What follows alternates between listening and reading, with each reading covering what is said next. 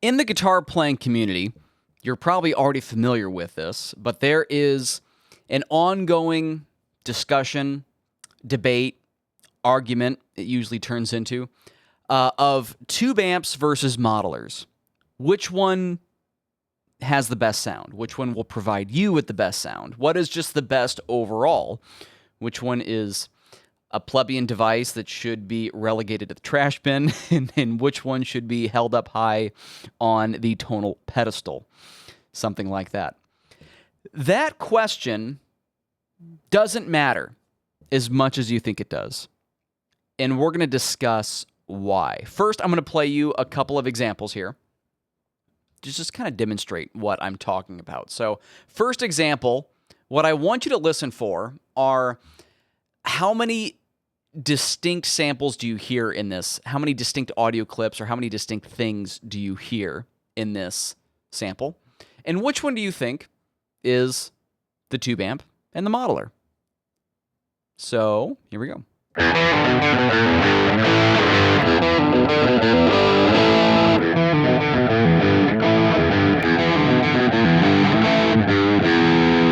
Let's play that again because it goes through pretty fast. Again, how many things are you hearing?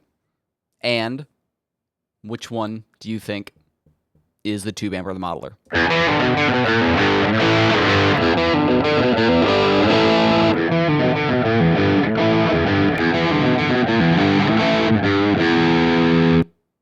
What you probably heard, and I'm going to spoil this right now. I'm not going to wait until the end or whatever. I'm just going to talk about it now. What you probably heard were 4 distinct sound clips. And you're right. There's 4 distinct sound clips. But all of those sound clips were generated by that Marshall amp, that JCM 900 that is behind me. We'll talk about that in a bit. Here is another example that I want you to listen to. Again, same thing, same process. How many distinct samples are you hearing? And which one's the model or which one's the amp?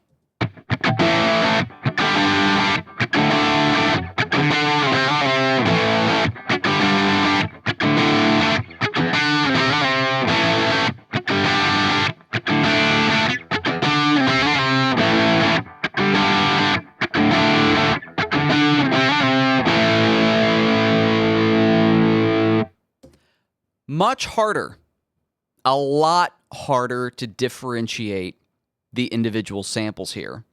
There's only 3 of them in this case. And the first thing that you heard was created by the Axe Effects. Here it is.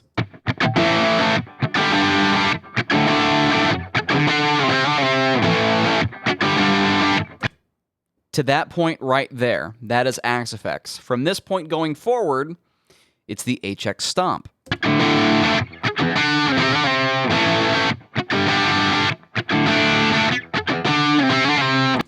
And now from this point going forward, it's the Marshall.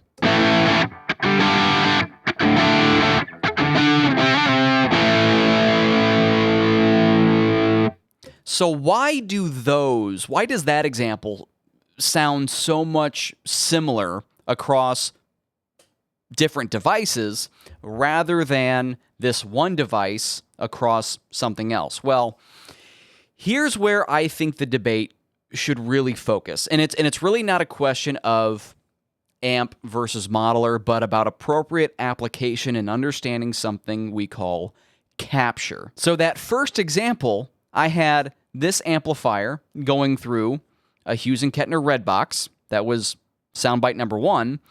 Soundbite number 2 was that cabinet, which is a 2x10 open back cabinet being captured by this mic. It's a Sennheiser E609. The third example was providing just the preamp out of that amplifier into Axe Effects cabinet modeling, and then the same on the fourth example for Helix cabinet modeling in the HX Stomp. We don't often talk about this. We don't talk about the cabinet modeling or the capture, how the sound is actually getting to our ears enough as we should. We tend to focus on, amplifier and amp modeling and components and preamping and all this stuff. But as you heard in that second example, multiple different preamps at similar settings on different devices through the same capture. In that case, it was all three preamps going to the Helix cab modeling sound really similar. So we're going to dive into this a little bit more. What's up, everyone? My name is Matthew Dale. I'm here to help you play better, sound great, and understand more. And let's dive deeper into the question of tube amp versus modeler. So I've got a number of examples that I'm going to play for you here, 4 to be exact. 2 dirty sounds, 2 clean sounds, and one that is going to be a longer example on each one, and then one that's going to be a shorter sample on each one as well. So we can kind of get a general sense on what each thing is doing.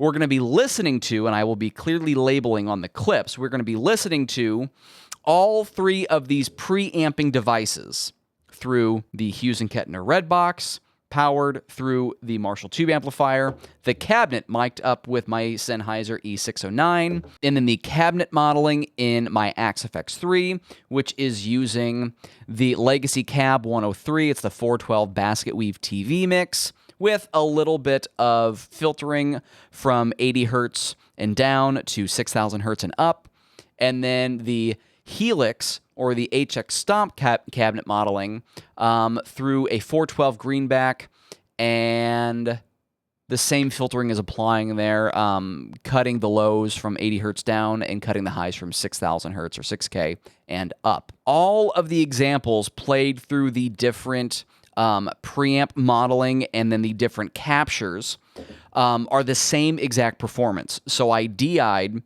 my performance, and I use the Axe effects to reamp through all of these different devices, so it is the same exact performance to eliminate any sort of variance in my guitar playing. All of these examples are in mono, and all of these examples don't have any other excess processing like compressors. They are dry, so no reverb and delay, so that we can try to hear and hone in on exactly what these things are sounding like.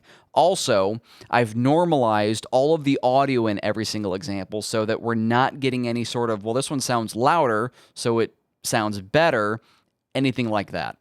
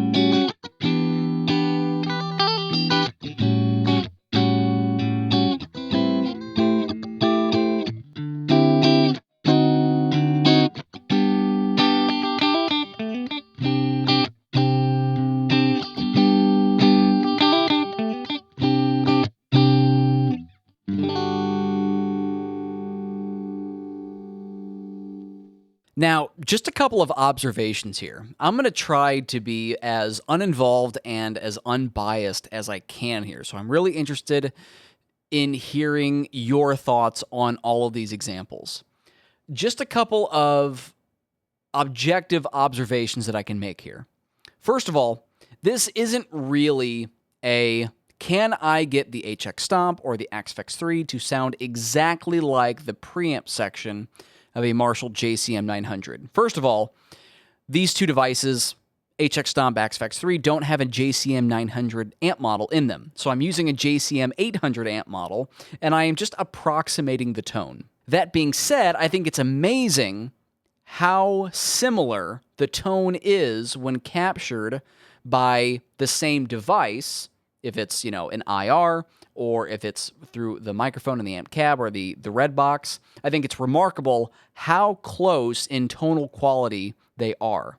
I also think that objectively, all three of these preamping devices are providing a similar sonic quality, a similar sound quality for this guitar tone. So even though there might be some very small variances in the individual guitar tone examples, nothing to me sounds like bad tone. May not be the best guitar tone. I'm not going for that either. I'm just trying to objectively look at all of this stuff. So nothing to me sounds bad. Now, again, just observing objectively, I think all the examples, all the dirty examples, I guess I should say, from the JCM 900, I think just have a little bit more gain to them. They're a little bit more saturated. I think the HX Stomp was set up with the least amount of gain, albeit slightly, and I think the XFX kind of was somewhere in the middle there. I really like the sound of all the examples through the Red Box. I think this is a great win. I think everyone should have one of these, especially for the application of capturing tones from a tube amp in a live situation. The XFX cabinet, or the IR that I use in the XFX, was just darker. That basket weave TV mix is just a darker sounding IR. The Helix Greenback 412 was a brighter sounding IR, and just honestly, in my own subjective opinion, I wasn't a huge fan of the microphone capturing the sound of the speaker cabinet. I thought it sounded better on the cleans, but not as good as the Red Box or the IRs on the dirty stuff. Also, I think that the modelers just sounded a little bit thicker and fuller on the clean examples, and the amplifier just had a little less mids in the clean channel. Now, is it possible for a modeler or a profiler to sound exactly like a tube amp? I would argue yes. We've already seen this with the Kemper and with Tone X, and even in the modeling world with something like the XFX3, I could tone match the physical amplifier and the XFX sample that I've already used. I could add a tone match to that and get the exact same tone produced from the XFX. Now, if you are a Fractal user and you do want to dive into the topic of tone matching quite a bit more, I have several lessons within my course, Fractal Fundamentals, that are dedicated to getting the most out of tone matching. Not just tone matching a preamp, electric guitar preamp like this, but I also go into tone matching acoustic guitars and building your own acoustic guitar sim. It's really cool. So if you want to check it out, you can learn more at matthewdale.com/fractalfundamentals. So it should be pretty clear through these examples that the difference is made in how you are capturing the guitar tones. So that means either really be particular when you're miking up a cab, more particular than I was here, or this is a win. Just get one of these. These are amazing. Phantom powered. You will be your sound guy's best friend with one of these. I love the Hughes Kettner Red Box. Dead simple piece of gear. But on the modeler side of thing, you really have to pay attention to the IR or the type of cabinet you are modeling. You really have to dive in and know what those different IRs sound like. Or if you want to invest in third-party IRs, that is a good thing to do as well, because then you just have a little bit more of knowledge and some know-how on how to mitigate that sort of thing. When I first got my FM3, my first piece of Fractal gear, I went through all of the cabinets that I figured I'd like the sound of. So 412s, 2x12 open back, like twin reverb stuff, small 1x12s. I went through a bunch of them and just listened to them over and over and over again on loops just to see if I could find some that I liked. And I probably got about 50 or 100 together that I just color-coded and I like the sound of. So the IR is super important. The capture is super important. I think the other thing where we can, now we could bicker about this all day, which one actually sounded better or whatever. Like I said, I don't think there's any utility in that. But we could discuss, hopefully in a friendly manner, what is the best application for each one. Just real quick, in a nutshell, my opinion.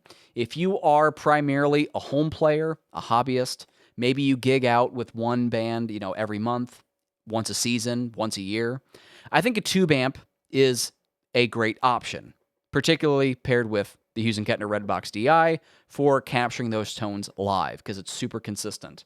Now, why do I say that? I would say that there is a relatively lower entry cost. You could get a good tube amp for around $1,000, double channel, and you can have fun shopping around for some pedals, and the initial setup at your home studio is going to be much easier. Plug in your guitar, turn on the tubes, turn off the standby, get some tones together, adjust the EQ a little bit, and go from there. You are probably going to be met with better tone faster going that route. And generally, I would say that most of us are more familiar with that type of workflow. However, if you're semi-pro and you gig on a weekly basis, and maybe you are involved in more than one project, so maybe it's a pop cover band, maybe it's a blues band, maybe it's a metal band, and then maybe you're doing some studio work on the side. This is where modelers start to make a lot of sense. In particular, I think a great option here would be the Helix line of stuff. I mean, you could, say whatever modeler you want here, but I really found that I like my HX Stomp and other Helix style devices for this sort of thing. They've got a great UI, they're easy to understand, they're easy to dial in, and they have a ton of functionality, whether that's MIDI functionality, MIDI over USB functionality. You can do a lot of custom things with the switches. Snapshots are a breeze to set up. The HX Stomp and the Helix family is just an absolute win for that sort of thing. However, I am a Fractal guy, right? Everyone probably knows this if you're familiar with my channel. I love my Fractal gear, but where do I see that having the best application? That's in pro-level touring environments. One, if we're just comparing Helix stuff to Fractal stuff, Helix is in an aluminum closure. All of the Fractal stuff is in a steel enclosure. There's these big rubber feet on it. They just have a more robust build. And then although, yes, I believe that the amp modeling is much deeper in the Fractal ecosystem. One, we have output compressors and speaker impedance curves that we can apply just in our amp block alone. There's a ton that we can do in that amp block. We've got a ton of professional level, some of the best reverbs ever, incredible delays, modulation, you name it. All of these fantastic effects baked into this stuff. And in the Fractal ecosystem, we have some of the best hardware and software routing available to us. The grid layout that Fractal utilizes makes incredibly complex routing in things that would almost be impossible to set up in the real world a breeze. For example, setting up something like a wet-dry-wet rig in the real world would require 3 amplifiers if we have stereo effects. So our dry amplifier and then 2 other amplifiers to handle the left side of a delay, the right side of the delay, and the stereo reverb. That's a breeze to set up in the Axe-Fx. Also, just one other added thing, as I've been a music director on certain touring productions, usually these touring productions have been operating off of a click and cue track for consistent tempo and for more accurate form performances. So, when do we go to the chorus? When do we go to the verse? Yada, yada, yada.